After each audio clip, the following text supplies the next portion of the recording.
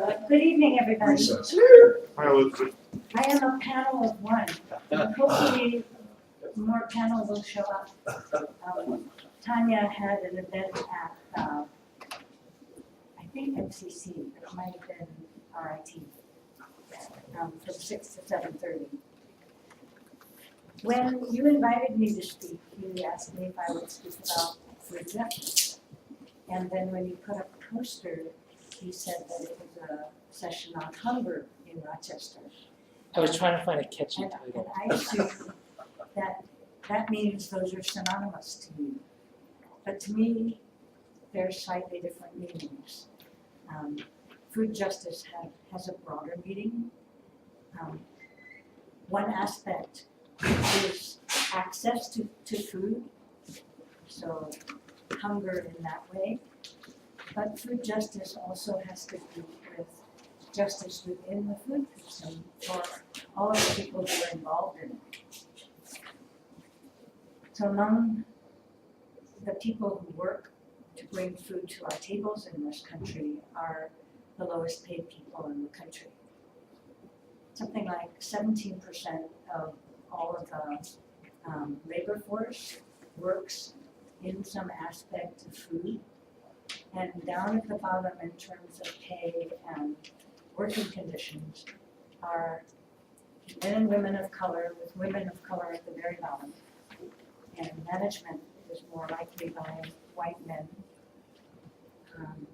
But many of the people who are working full-time, either growing or processing or serving food, also have to get food stamps because they're not making enough money to put food on the table for a whole month.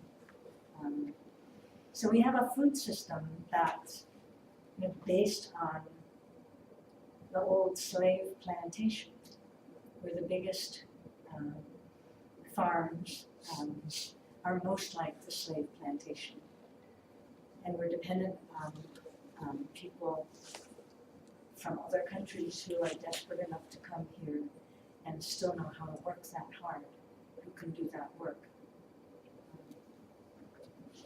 So that's sort of the big picture of food as I see it.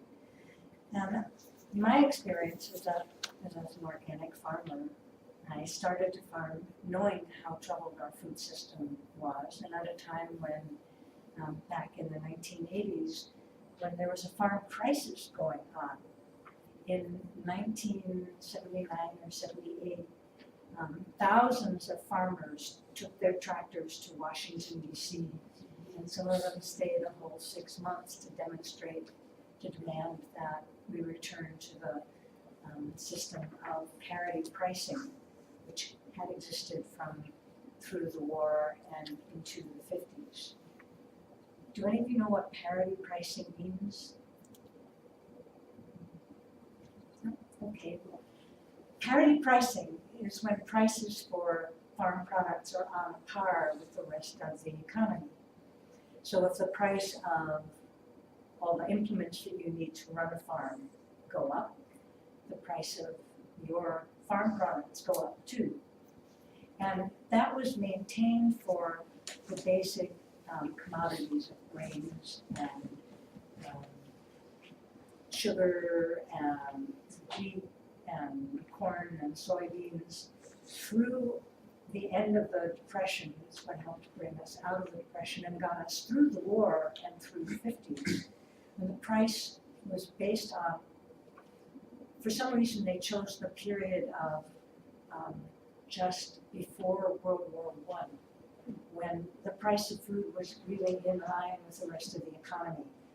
So that was the sort of the model period for the basis of parity pricing. And during the parity period, farms got a price that covered their full cost of production. So the farmer had a decent income and could afford to pay people who worked for him a decent income. But since the late 50s, where a decision was made at the highest levels of our government, industry, and universities were involved as well, that we had too many people out there in the countryside working on farms. And we needed to make farming more efficient.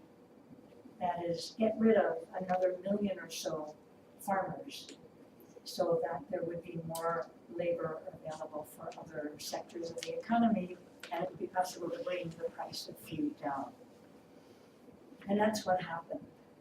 And many of you have probably heard the discussions, sort of the food movement about how the subsidies are the big problem. That subsidy money that the government pays to farmers keeps the prices higher and allows American farm products to put farmers in other countries out of business because we can flood those countries with cheaper food than they can produce. But if I had, can I go on this? Sure, there's Do you have there's something? right behind you. That's where they usually keep it.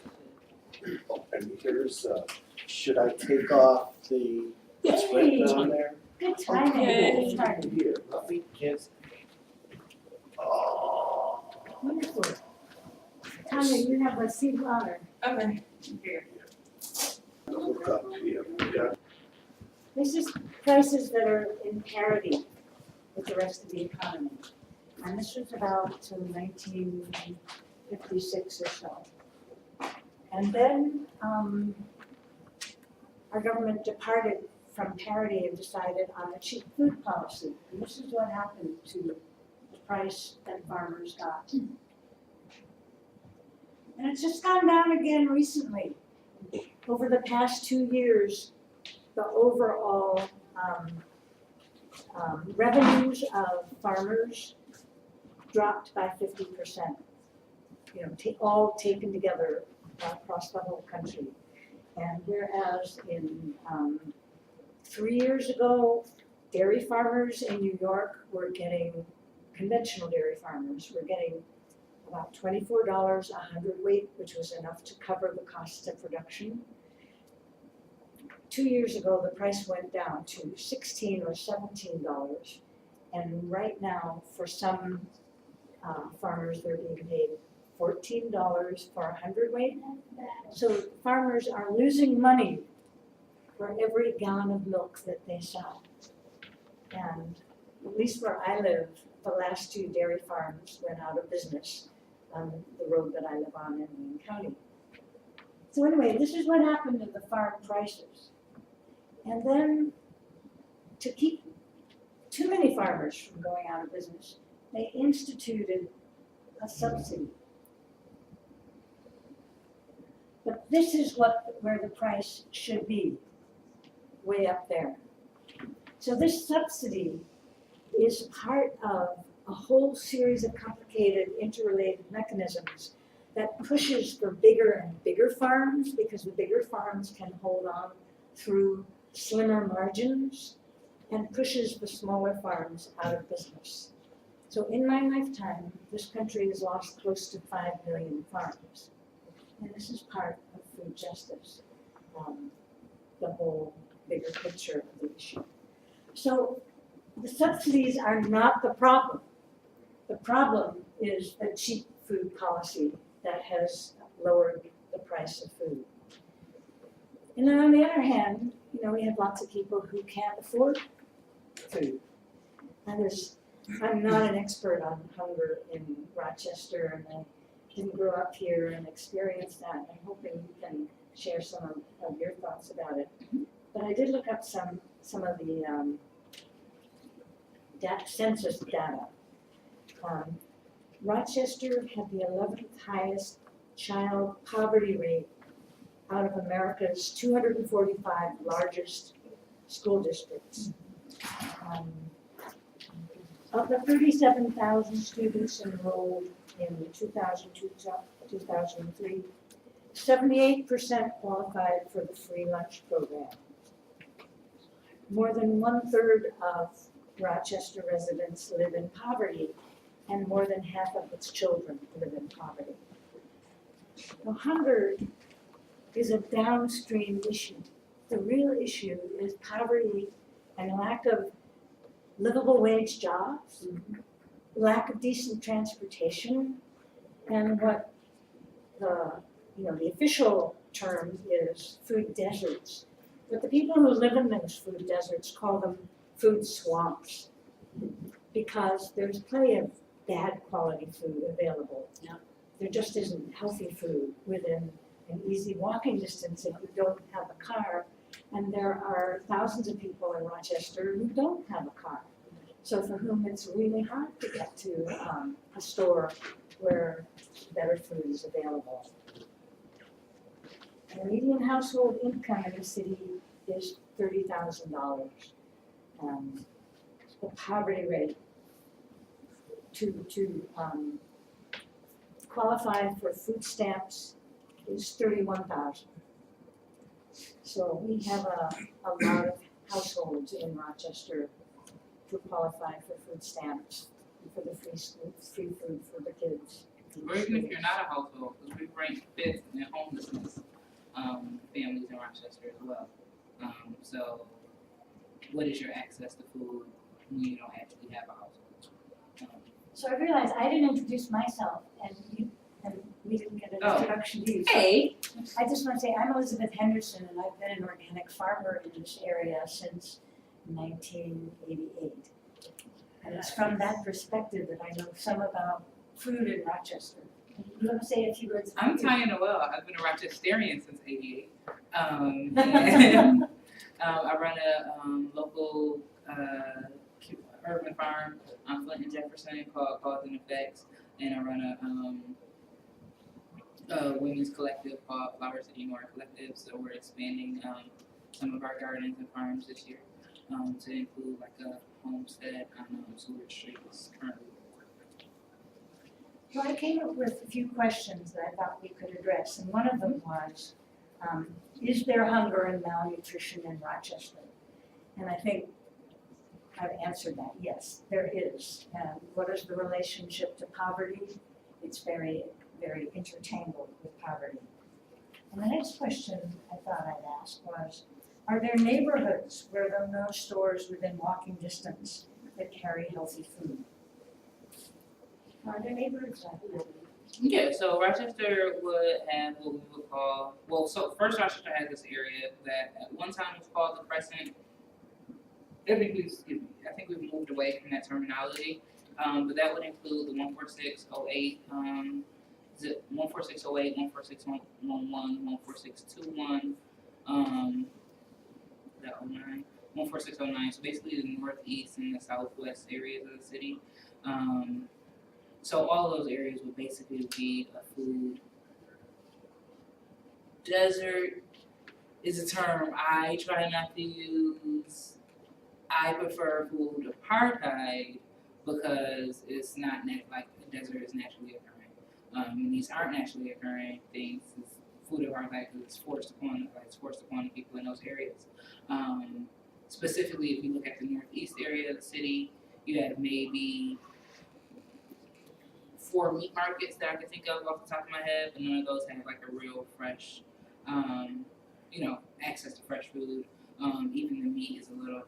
And then there's the Tops, I guess within walking distance if the sun's shining, or Walmart. But for the northeast, for both areas, both west side and east side, the Walmart, which would be I guess the closest store, is actually outside the city limits. So you actually have to take the bus. And leaving city limits, you run into all sorts of other problems because you're a poor person, and that would be like perimeter policing and policing for profit, things like that. So people have to stay in the city. So if you stay within those boundaries, there's no source. There's a Tops on the east side, there's a Tops on the west side. Besides that, you're stuck with whatever your local corner store has, which is. And I think there was a study that showed that the Tops in the city actually charges more for items than the Tops out of the city. They charge more, and they also don't have the same organic selection. So Tops actually has a great organic selection. Like their store brand is pretty alright, except those things aren't accessible at the West Avenue store or the Hudson. That's not the Upper Falls Clinton store. So you literally just don't have access. So even though the store is there, you don't have access to those same products. studies that have been done nationally always come in showing that lower income people are just as interested in buying organic food as upper income people. And a higher percentage of African American and Asians want the higher quality food than white people. Mm-hmm. But I mean, especially if you look at what our traditional diets are, most of those recipes require fresh produce. If that's what you're eating, but we have to look at it intergenerationally. So me, I have the privilege of being raised by like my grandmothers and like 3 generations of grandmothers. So I've seen that cooking. Some people don't see that, and some people have only the last 2 generations have only eaten from the corner store. So we also have to look at what that what effect that has on this current generations and generations following who have never actually seen like food preparation with like healthy options for food preparation. So even if there was a store available, they wouldn't know what to do. Or when we provide a farm or something like that, actually don't know what to do with the produce, but that's not something that is part of our diet. Where did your grandmother come to Rochester from? My maternal grandmother came from Georgia. They came up as migrant workers, so they came up basically for agricultural reasons. And then my paternal grandmother came up from Mississippi, but like my father's side of my family, they've been in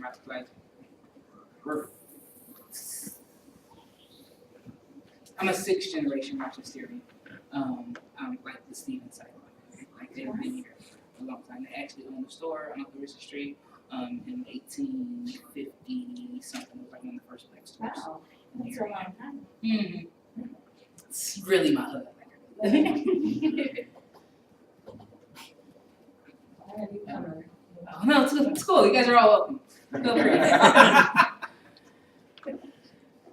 So anyway, in those food deserts, which we both agree should be called food apartheid areas, and this is one of the most apartheid cities that I know.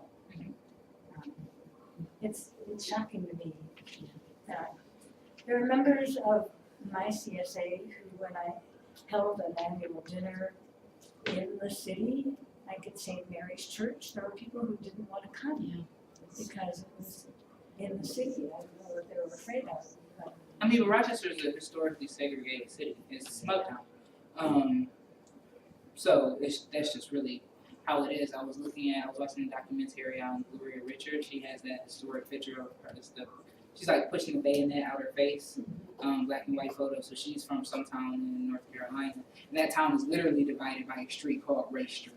So that's why they were like, that picture, that's what that protest is kind of around. Race Street? Mm-hmm. That's like the street the town is divided on. But if you look at Rochester, like,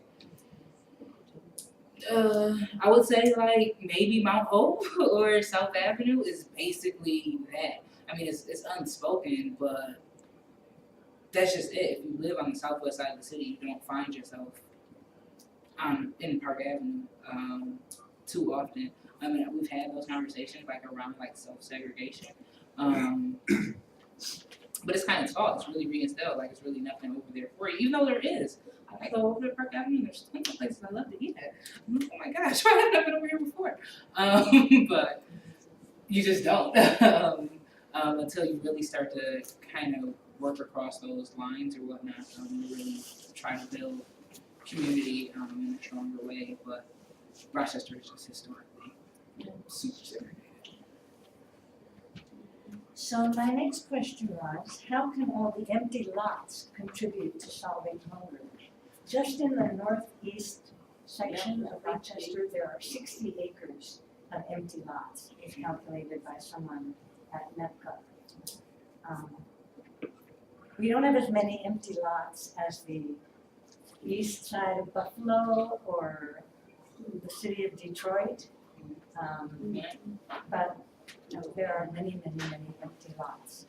Some of them are owned by the city, some of them are owned by the Department of Transportation. And I'm part of the Urban Agriculture Working Group, and we had a presentation by a representative of the Department of Transportation, and they are happy to let their lots be used for gardens. People have to apply to them for use. The Department of Transportation, federal or state? State. The state, I was just I wondering. think it's state. Okay, I'm just curious, I just wanna make sure I got it in my head. Yeah, it's the state. Okay. Um, I assumed, but I didn't wanna assume. And for the city-owned lots, you can apply to the city and get a 10-month permit. They don't allow a full year or multiple years at a time. Or permanent structures. Yeah. Or growing into the soil, or, Well, not going in the soil might be a good idea considering nobody knows what's in that soil. right, no, it's for good reason, I mean, but you could also, there's the local, Cornell Park, you can get the soil tested. So it just should be an option, you know, if you are able to But if get it's tested. owned by the city, they won't let you plant in the ground. You have to use raised Raised beds because they are so afraid of their liability. They're really nervous about Which it. makes sense, I mean. So what do you think about those lots? Oh, she was, Well, I was gonna ask about like if you had a plan to bioremediate the first couple of years, are they accepting of that or is it just no go on growing in the soil? it's an overall growing in soil on a city permit. But you can find, I mean, but if you have a privately owned lot, or, you're able to work out a deal with the city to like purchase the lot, then you're able to do it, but you can't grow in soil at all.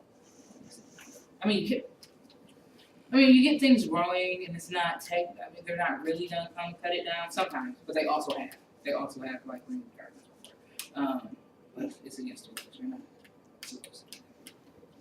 One of the things that gives me hope is that a number of the schools have school gardens. So there are a lot of kids who are learning how to grow food. And something that NOFA would really like to see would be to have every school have a school garden. Yeah, I have a question about Old Miles. When I lived in Albany, there was a whole. speak loudly so I can, I'm curious about the ways that urban gardening and farming has been developed in other places. Like when I lived in Albany, there's a whole network of urban gardens, and some of them I guess are suburban gardens, but it's a similar idea. Like in Albany and Troy, which is just north of Albany, the capital district, is Capital Roots, which is doing a lot of like youth programming. And so they're established, I think, city-run programs, or like maybe the city contracts with a nonprofit or something like that, and they have like a whole network of these gardens, and you can sign up for like a season or a bunch of seasons. You can just rent out like a plot of land and like a communal garden. Is there some idea to kind of get to that kind of a? well, in Rochester, there are about 100 community gardens. And someone has now mapped those and they hope to keep adding so that you can see where they are. And it's the ambition of the Urban Agriculture Working Group to present policy this year to the City Council to get them to change their policy about permits so that a well-established community garden could get a 5-year permit instead of just a 10-month permit. And then, once established with a 5-year permit, perhaps have the chance to purchase that land, maybe with the help of a new land trust that has come to be in Rochester, so that that land would be protected as garden land. The way it is now, any land that's owned by the city, they can decide at any time that there's some better use for it being developed. And we hope to make the case that if people have gardened in a place for a few years, that is an important kind of development. That's very important for the aesthetic of the neighborhood, for the activity, for people working together. There are like 100 different benefits that you get by having a nice community garden. could have one on every block. And just valuing green space as actual development. Like, everything doesn't have to be built on it, everything doesn't have to be concrete, like, green space is needed for communities to thrive, for people to be healthy, to lower crime rates, for any of that, like, it requires green space, it requires people to be able to go and be one with, like, the earth or whatever, or to, like, create, sustain. It's impossible for us to think that even if there were stores in every community, like, that food just isn't, it's not sustainable that way. Like, that model of just mass producing everything and then us just being able to go and get whatever we need from wherever, like, it's not sustainable. So us looking at actual sustainable futures and sustainable options looks like us developing green spaces within our communities. Because the space is going unused anyway. So what makes the most sense, especially if we have enough living space. Like, the thing is, with the amount of empty houses in Rochester already that aren't even knocked down to create more empty lots, there's enough space technically for everybody to have somewhere to live anyway. So the rest of the space could be then devoted to food and green space. You mentioned that there are schools that have a lot of schools have gardens.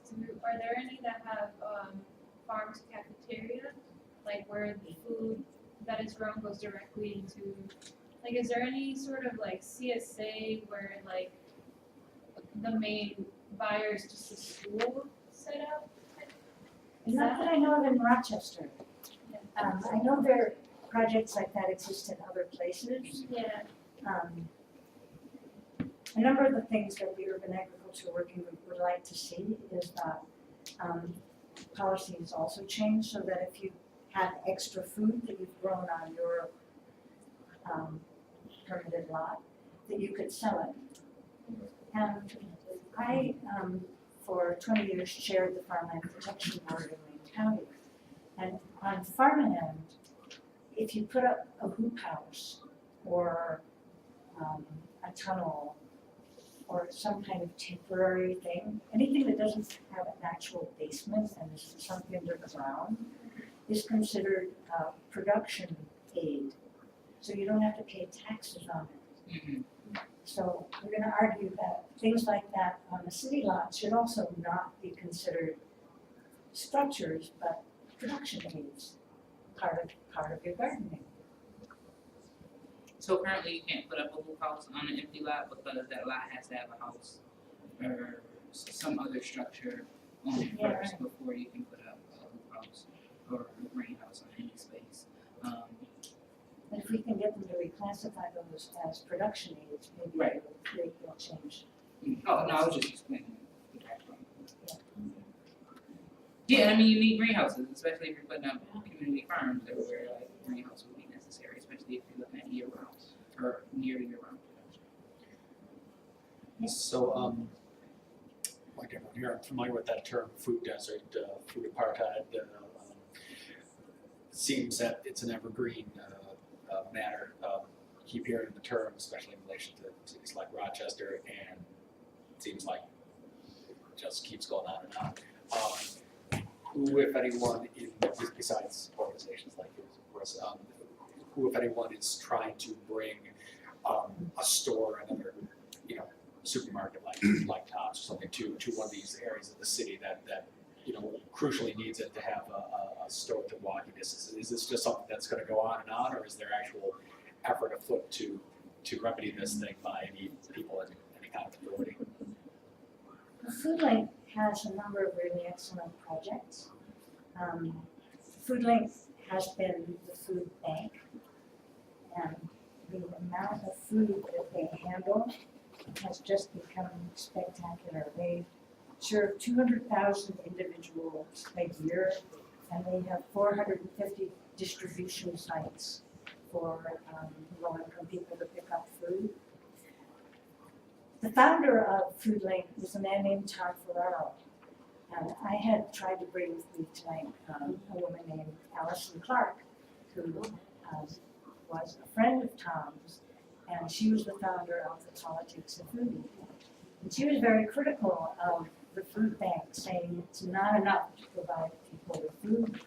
You have to help them get the resources so they can grow food and access food themselves. And Tom resisted that for many years until he had some kind of epiphany about 8 years ago, a couple of years before he died. And he invited Allison and me, he gave us tickets to their very expensive fundraiser where it's the Taste of Rochester as a symbol of his changing his mind that the mission of Food Link needed to be redesigned. And they really have done that. So now Food Link has pop-up markets. They have several trucks where they buy food from farmers in the area, and they set up markets in different parts of town where they sell at a quite reasonable price locally grown fruits and vegetables. And they've also participated in a project that I believe had federal funding to help a few of these communities in inner city parts of Rochester improve the food that they carry, that needs that store in the Webster area has done that. And they're in the farm bill, which is being debated right now, and it will be possibly the farm bill of 2018. There may be additional funding to help stores in food apartheid neighborhoods get some redesign so that they can better handle fresh foods. We equip them to do that. I think to answer that, it's important to again hone in on like the difference between food desert and food apartheid. So again, food apartheid is like it's not naturally occurring. It's something that's constantly being like maintained. So even when the powers that be do like try to create spaces, so recently in the Southwest we saw there was like a grocery store that was there. So I guess it was kind of closer than Tops. There was like tons of money, like city money went towards it, and it was supposed to give jobs to lower income people and so on and so forth. But none of that stuff ever really came out of it. It was just really like a money dump and a money grab. So we can't really look to like these places, these institutions to create what's needed. So really like the best way to save areas in food deserts is more community gardens. And then those community gardens turning into like markets, you know, where you were able to go and buy the things you need and then sharing with like CSAs and other small farms, things like that. So there's, right now there's a public market and then there's like a West Side farmers market and things like that. So like the farmers markets in Rochester have really been growing. So I think that's great and super important because then it creates that access. So like sometimes if you live on the West Side, maybe you can't make it to the public market, but you can still use your EBT card tokens and go on Genesee Street and get, you know, farm fresh food that was locally grown in your area without actually having to go to a grocery store. And then usually they have like a bunch of the other things that you would need without actually going there. So I just think it's important that we think of like all the solutions gonna be grassroots, like because it just don't come from the top down. And then we can look to these like larger organizations maybe to like support those things. So that is a great part about Food Link, is that they like so they put on the urban ag working groups. What was the thing that happened last year? The conference. Now, So May it's- 12th, there will be another gardening conference Okay, at yes. School 33. And this will be what the third year that it's happening. Yeah. Yeah, so now it's the third annual one, and it gives community members and gardeners a chance to like interact with each other to grow. So that way, you can really like build out networks and build out the resources in the city, so we can see hopefully more farms, but also like more representation from the areas that are like hardest hit, and we see like the deepest effects of food. Yeah, so you're going into solutions. So that was the last question. Are there solutions to this problem? And those are some of them. The conference this year, we're trying to spruce up the design a bit. So there will be some tours of urban gardens. There will be a whole day program going on simultaneously with the workshops for gardeners, just for teachers, to support teachers in supporting school gardens. And the question that you asked, why couldn't a school grow enough food to supply at least the salad, for the school Are there, lunches? do you know any of the, I guess, laws surrounding that, for schools, like eating farm fresh food? Like, are there any standards that schools have to follow that, like, inhibit them from getting food from farmers? Well, there is a very strong farm to school movement, and I haven't been involved in it myself, but what I've been able to understand is that you have to single out a particular school district and find the possible allies within it and work very closely with them. So if you pick a particular school, you need to get to know people who are in the food service there, and find a couple of people who like the idea of getting local food or food from the school garden into those lunches, and work with them to make that happen. There's a woman who lives around the corner from my partner Jack, who deliberately took a job as a cook in one of the high schools in Rochester, so that she could get better food into those diets. So you have to find those people, because there's a ton of regulations that are all set up to make it smoothly run for food from wherever that is as cheap as possible to get into the schools and, to feed people massive amounts of low quality calories. So to fight that, we really have to build a local team that's excited about doing it. But there are people who are successfully doing it. I went to a workshop given by a very young guy. He was like 20 years old, who had been through a school in Texas and then started a garden at that school and was able to get the school to serve their salads out of that garden. And he said the way he really got it to happen was he grew flowers for all the secretaries in the school. So he got himself a support team that greased the administrative wheels. Not to get too far off track, I'm working with some folks to start a high school for students in recovery. And as part of the plan within our curriculum is the students to design and build a greenhouse that's part of the school, the food to be used in our cafeteria. So, that's starting it from the ground up, no pun intended, but, it's literally how that's part of the thing that we're incorporating within our plan for this new school. Tanya, for the lot that you've been using, that's a lot that belongs to your family. Mm-hmm. Have you gotten any help from the city? I know Sarah Scott is the city horticulturist, and she distributes seed and brings loads of soil to at least some of the gardens. We get like composting topsoil, but that's not food grade. I didn't know that the first year, so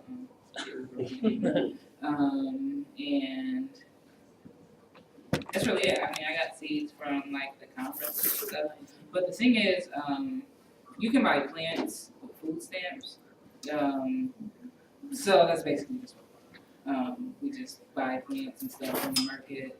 And then you can also buy seeds with food stamps. So that's basically where most of our seeds come from. So no, I don't get too much help from the city, except, they bring shovels and stuff, you can get like rakes and stuff to clean sweep, so we'll get that stuff.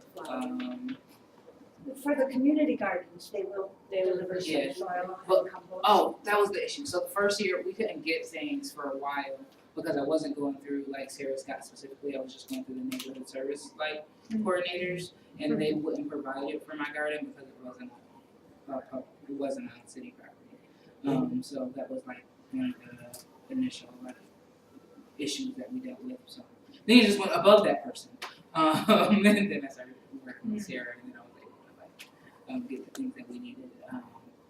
But yeah, it was really just like mulch and stuff. I say that we use the most.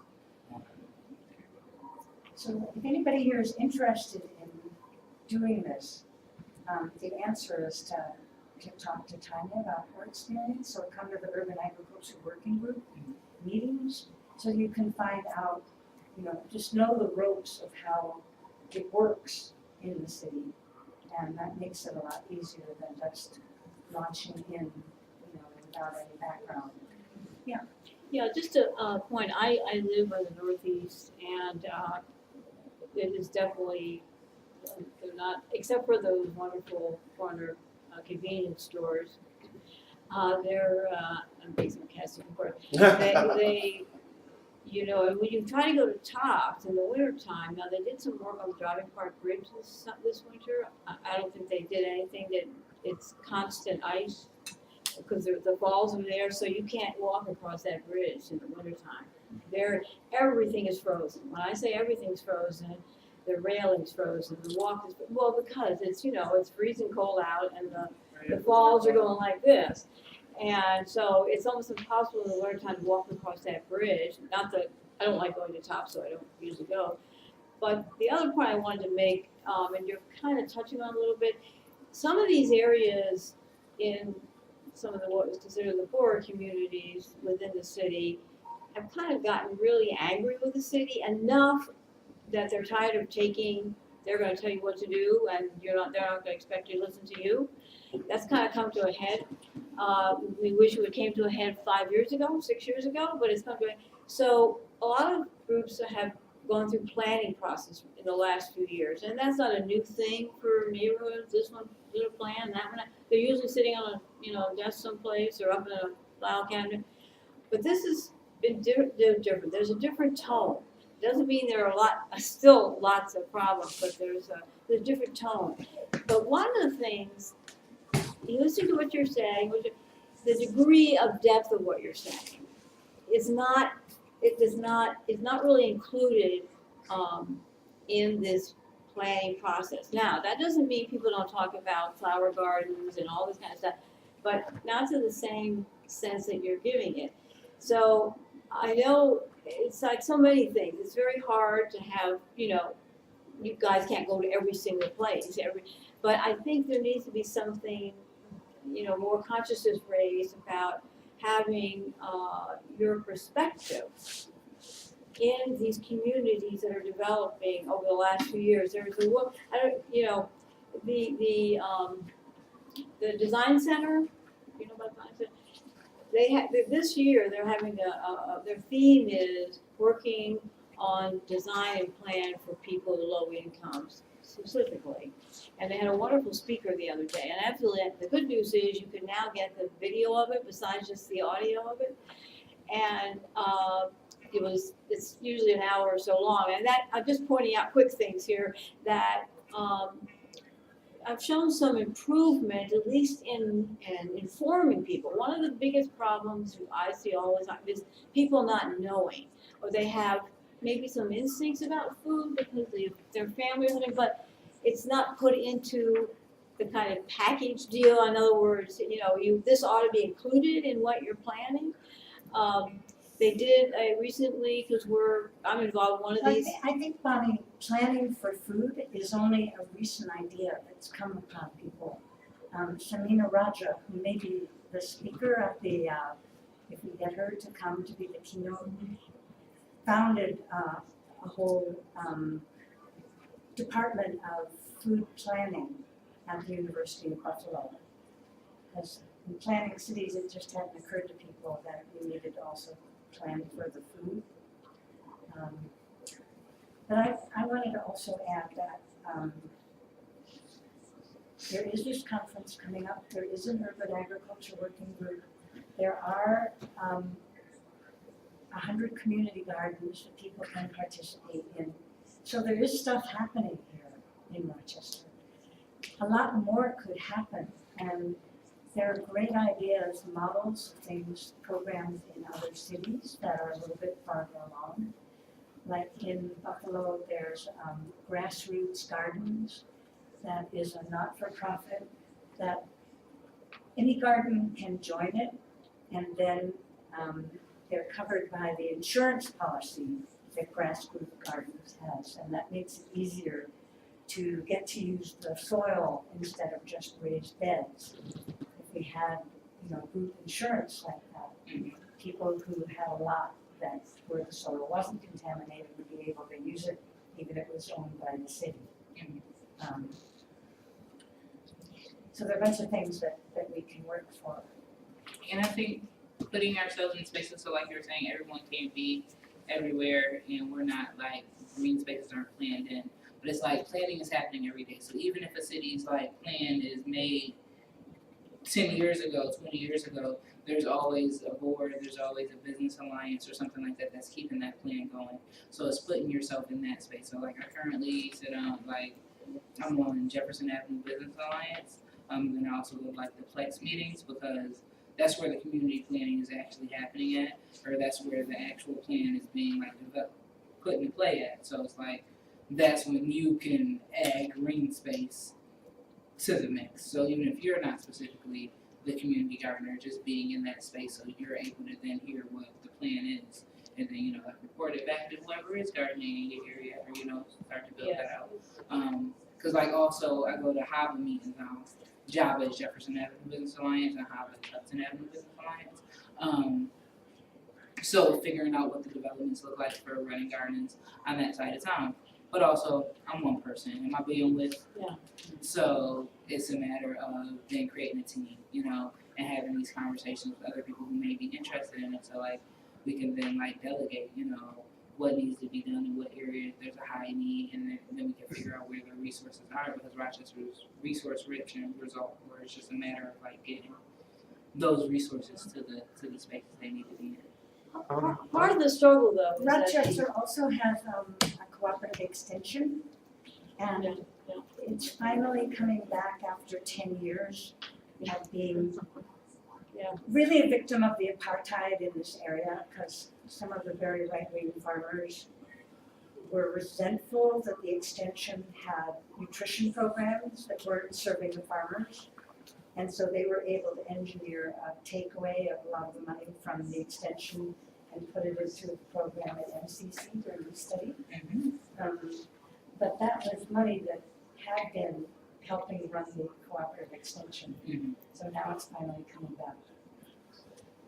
But one last thing that I wanted to mention is that I worked with a team of people when Howie Hawkins ran for governor of New York State. And we put together a food and agriculture platform that I think is really still pretty good. And I would like to give this copy to you green people, and you could read it and see if you would like to use it, endorse it, maybe amend it, but you could This was in Howie's campaign? advocate for it. Yeah, I remember. Okay.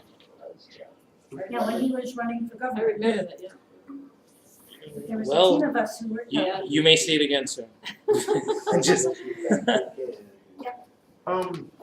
3 or 4 years ago, when Mitch Rowe was in charge of planning in Rochester, he was writing, and I saw a outline, I saw a preliminary of this. He was writing a urban agriculture overlay for areas with vacant lots. Yeah. I was wondering if either of you knew anything about that, and what I do remember in specific was that he was trying to deal with the hoop house problem and with the water problem on these lots, changing code to allow both of those on lots without primary structures. Unfortunately, that effort didn't actually go anywhere. There have been these repeated attempts to do things, but there was a change of administration, a change of staff. So it's like starting all over again from the beginning. And when they did that urban agriculture feasibility study, they hired someone who initially didn't know anything about food and agriculture. So by the end of his year of public hearings and things like that, he had learned a lot, but not enough to create a coherent plan for the city. So there are pieces of that that people are now saving and trying again to get it all together. I thought you would have known something about it. I knew it hadn't passed, but I really wanted to know. It just never went anywhere. Yeah. You wanted to say something? Not about that, no, they, Rochester politics. Yeah, but I mean, it's part of the problem with, Yeah, part of the with problem. water is a huge problem when gardening or trying to do any agriculture on these vacant lots. And, the city doesn't allow a water spigot on a property without a primary residence, a primary building. That's right. Probably resident. And, that creates a huge problem even on. Or you can pay for it, you can What? pay to have one installed. You can have one now? You can pay to have one installed. I thought zoning didn't allow it in any district of the city at the moment. The garden we had. Okay, I don't know. if you can have one, A lot of the gardens get water by hooking into a neighbor. a Yeah, neighbor, yeah. that's the most common way they do it. But to actually have a water spigot on the land, I thought was zoning prohibited. And I could be wrong, it would be great if they changed that. No, I know it's really hard, but I know both the Depew Garden has one and also Oh, awesome. El Camino has one. So I think it's just kind of how hard you go for it, and then you have to pay for it yourself. Okay, Yeah. good, Liz? that's good, at least they've changed that. I had kind of two questions, if you had a lot in mind, how would you go about finding out who owns it and how to acquire it? And then also, if you could soil test, is there any way you can, soil test and then if you provide it for them, would they still, or is it just the law that they can't let you plant in the soil, regardless of whether it's contaminated? So go to the city website, it's a property tool, and you could click on each house, each empty lot, and you can see who owns it. And then I do that, and then I do the same thing with Google Maps to just make sure I have the address, location correct. And then you take that to the city, because the thing with empty lots is empty lots don't actually have an address. Yeah. So the address you might get on Google or on the city website might not be the actual address, so then you have to go down to the city to make sure. But when you go to the city, that's also how you go about permitting, getting it permitted. Do you go there with a plan, or can you just? It's best to go there with a plan, because they'll Yeah. ask you questions, and when you fill out the application, there's some questions in there who's supporting you, so on and so Yeah. forth. So just the better your plan is, the better. And as far as soil, you definitely can't grow in the property, Yeah. for sure, against the rules, it's in the permit. It's 2 permit pages, and then it's basically a page of rules. So it's pretty clear in that. But if you would like to get the soil tested, you get a soil sample and then you take it to the property, right? Oh, they do public it for you, section, or you can, are you saying that they do it for you, or you just bring it to them? You have to do it. If you take this, if you take the sample, you Yeah, physically yeah. take the sample, but you take it to the Cornell cooperative, and then Yeah. they'll be able to, Yeah. do the soil test, right? And Cornell has more expensive but much better soil tests that you can send to Cornell, where they'll test for the biology and not just the minerals Yeah. in a soil sample. So you can get a fuller assessment of the quality of what you got there. Liz? So assuming the work group is accessible and open to the public, do you know where and when that is for folks if they were interested in going? Oh, You know, sorry. that working group. Yeah, the Urban Agriculture Work Group. May 12th is the conference. Right. for- So there's not the work group itself doesn't have open meetings or anything like Well, that? the Urban Agriculture Yeah. Working Group has open meetings. When, They're the second Wednesday of the month at the 19th Ward Community Center. Thursday. on Thurston. They took a lot of statistics, they recently made it Tanya? easier to find. Yeah, the GIS page. Yeah. Could you speak to about your farm? So is it considered to be, is the goal of it to be like a working business, like your main source of income? Is it done as a, I'm just sure I'm So asking. The cause and effects farm on Yeah. Jefferson is currently actually going through something. Okay, So we're moving. We just got a house on Seward Street, so like my main garden, which would be like a source of income, will then be at the house at 529 Seward Street. So we're currently rehabbing a house. Like our current fundraiser is for getting that house up and running. So yes, that will serve as like a community farm. Plan out like homesteading, juicing, and things like that. But as far as like public space we'll be gardening in, the like public garden is moving down a block to Jefferson and Magnolia. Where we're partnering with Dr. Bayer, who runs he has the doctor's office at the corner, and he prescribes raised beds to his patients. So we'll be like splitting that space with patients and stuff. So as far as like my main public garden or farm, it's always like non for profit. It's always the main goal is to give away the produce and just to teach like sustainability and stuff within the community and just to have like a space where people can come and grow. the reason I asked about the business part, one, is that, so then my follow-up was, so what changes in government policy would you like to see would help that be a more successful business? Is there any specific roadblocks right now that are just like, man, if we just were able to do this because of laws or policy, this would thrive a little bit, better? I generally, to be honest, I really don't even pay attention to what government, because I really try to keep everything I do grassroots. If a policy comes along and we find it to be helpful, then we work with it. If a policy comes along and it doesn't work with us, we're generally just gonna do what we want and, deal with that. You're like Mary Rashid, who I heard in Atlanta, who is the head of a 3-acre garden. He said it's easier to ask forgiveness than to ask permission. Right. Yes. Exactly. So plant in that soil, don't even worry about getting Get the it soil tested. tested.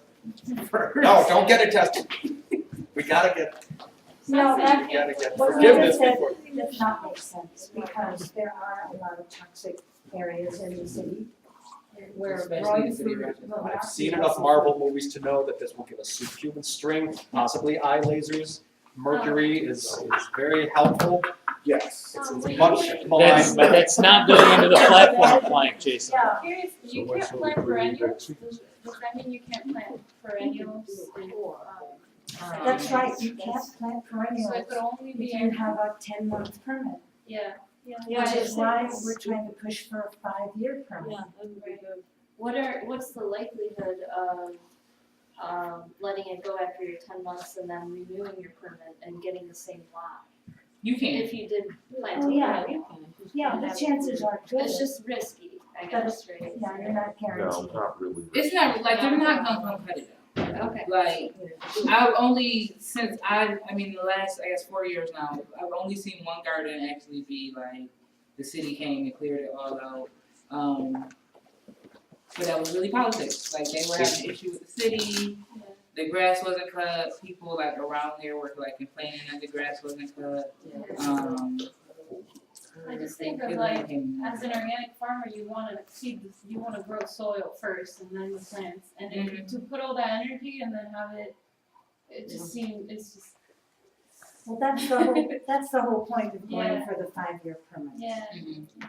which, is not available yet, you're Not saying? yet, Okay. but if you come to the city council meetings over the next couple months, maybe we can push it through. You can also, if the city owns the property, you can apply to buy the lot. Yeah, I was wondering. And once you own the lot, then you can do what you want with farming on it. We need money for that. They frequently will then put the lots up. They usually go for a couple $1,000, $1,000 or $2,000. And it's taxed That- every year as well? Yes, unfortunately, it then would be. And tax on that would be about $40. A year?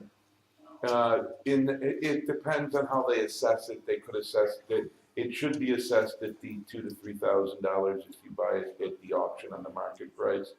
No one ever bids on the vacant lands, but if you request to have it put up, they will put it up.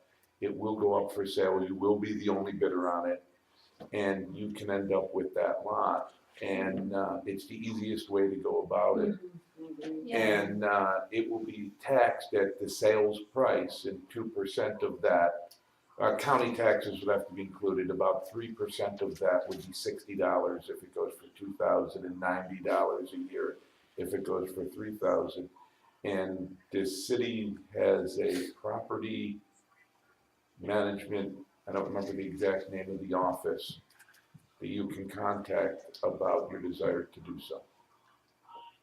Do they That's then- really great information. Yeah, that's very helpful. Yeah. Can they then change that to commercial grading? Because if you're gonna grow something on there and use it as a, does that change the What is zoned? the zoning? Technically, yes, practically, no.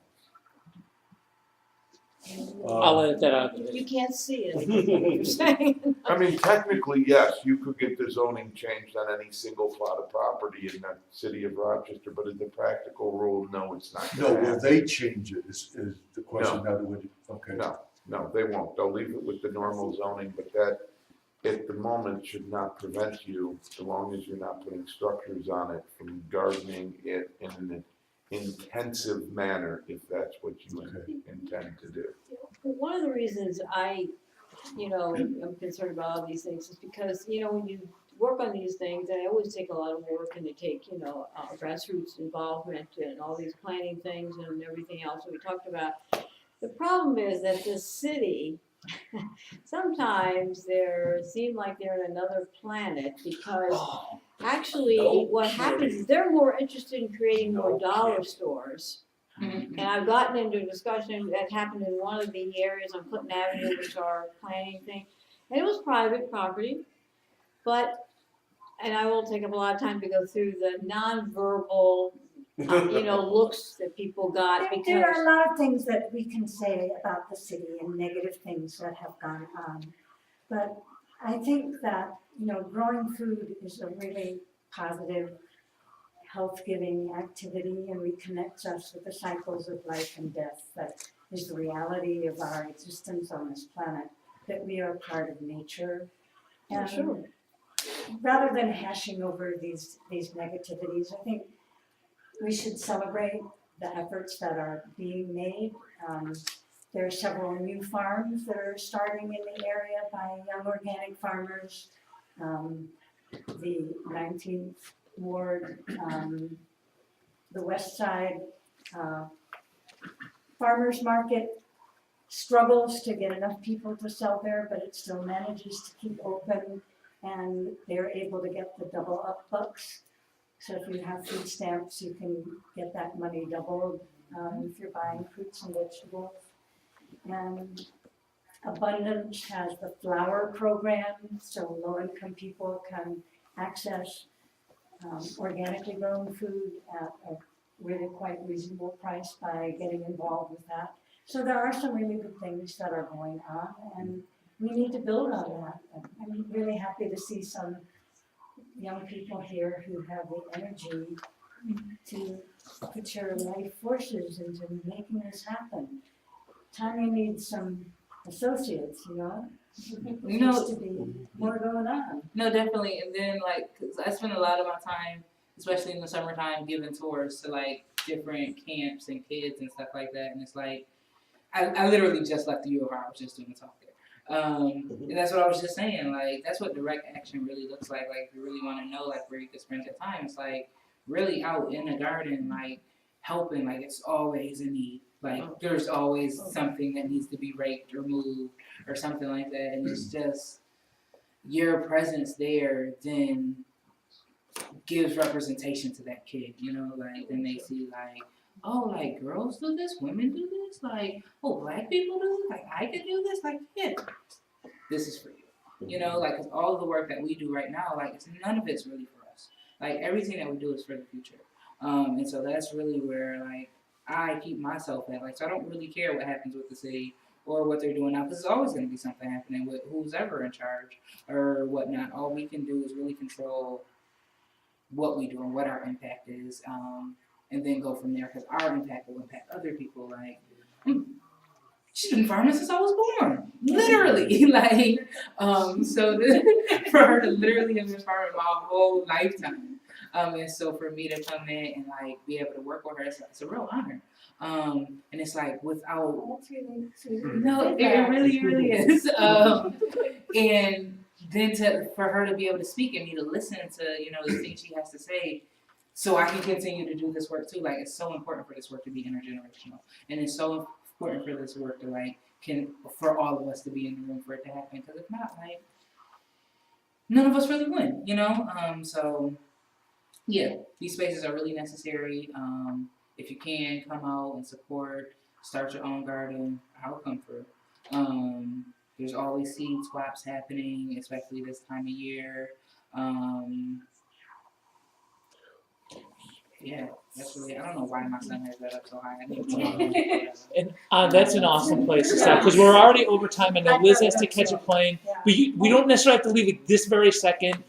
Folks who came in late, we have tons of seeds that aren't swapping to take. Okay. We got from Winter Sown out of Minnesota. I'm gonna follow up. He doesn't know how they were grown. I'm sorry, I didn't. Oh, they're not organic? He doesn't know. I don't know. Oh, okay. Okay, that's just, fine. Just real quick, if you get a chance, definitely like our page on Facebook. It's Cause and Effects, and our organization is Flower City Noir Collective, or FCN. What do you say? Flower City? Flower City Noir. Noire, Black. Collective. Yeah. Yes. We just got a website. It's also flowercitynoircollective.com. So you'll be in the know about all the things we have going on, specifically about our campaign for the house on Seward Street, because that's going to be our base for all the work that we have planned for 2018. I'm really excited about it. Thank you guys. Okay, thanks.